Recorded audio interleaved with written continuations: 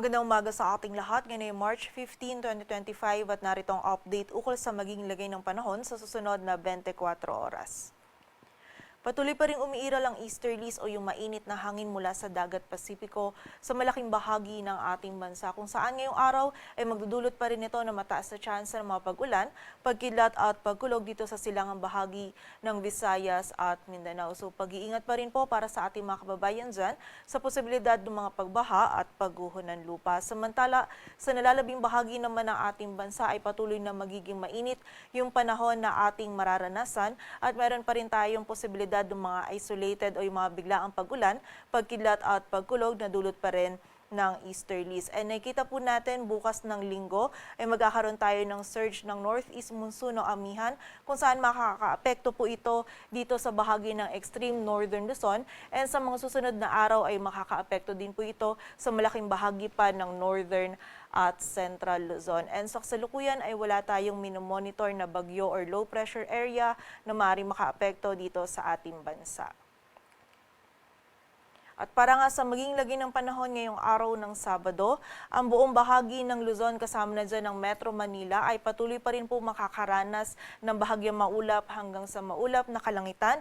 Mainit na panahon pa rin yung mararanasan natin lalong-lalo na sa tanghali at meron pa rin tayong posibilidad ng mga isolated o yung mga biglaang pag-ulan, pagkidlat at pagkulog na dulot pa rin ng easterlies. Ang mga regional offices po natin ay nagpapalabas ng mga thunderstorm advisories or mga babala ukol sa mga pag-ulan na ito.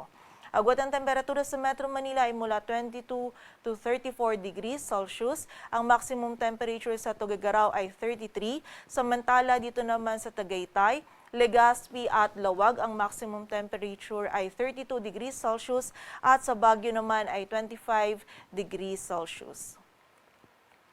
Samantala sa bahagi naman ng Visayas at Mindanao ngayong araw ay magiging makulimlim din po yung panahon dito sa bahagi ng Eastern Samar, Leyte, Southern Leyte, Dinagat Islands, maging sa Surigao del Norte, Surigao del Sur at Davao Oriental. At meron po tayong mararanasan ng mga kalat-kalat na pag-ulan, pagkidlat at pagkulog na dulot nga po ng easterlies. Ito po mga pag-ulan nito ay posibleng maging katamtaman hanggang sa kung minsan ay mga malalakas po na pag-ulan, lalong-lalo na po yan ngayong umaga. So patuloy pong pag-iingat para sa ating mga kababayan dyan sa posibilidad pa rin ng mga pagbaha at pagguho ng lupa. Samantala, sa nalalabing bahagi naman ng Visayas at Mindanao ay magiging bahagyang maulap hanggang sa maulap din po yung ating kalangitan.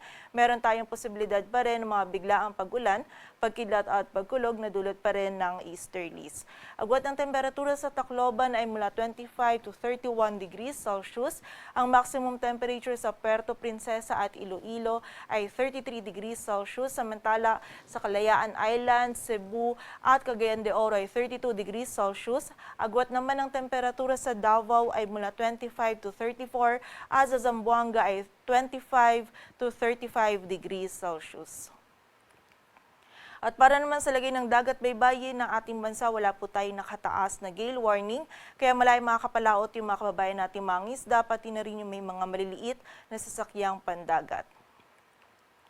At para naman sa ating heat index or yung damang init, kahapon ng Biyernes, yung highest computed heat index po natin ay 43 degrees Celsius dito sa area ng Zamboanga City, Zamboanga del Sur. Samantala, sinundan naman po ito ng 42 degrees Celsius sa Dagupan City sa Apari, Cagayan. Samantala, dito po sa Metro Manila, yung computed heat index po natin kahapon ay nag-range mula 36 to 37 degrees Celsius. Samantala, ngayong araw naman, yung forecast heat index po natin dito sa Metro Manila ay mula 37 to 39 degrees Celsius at 42 degrees Celsius naman sa Dagupan City, Basco, Batanes at Zamboanga City. So generally po, mainit pa rin yung panahon na mararanasan natin sa malaking bahagi ng ating bansa. So kapag po tayo ay lalabas, lalong-lalo na sa tanghali ay huwag natin kalilimutan yung pananggalang po natin sa direktang init ng araw. At hanggat maaari po, limitahan lamang natin yung ating mga outdoor activities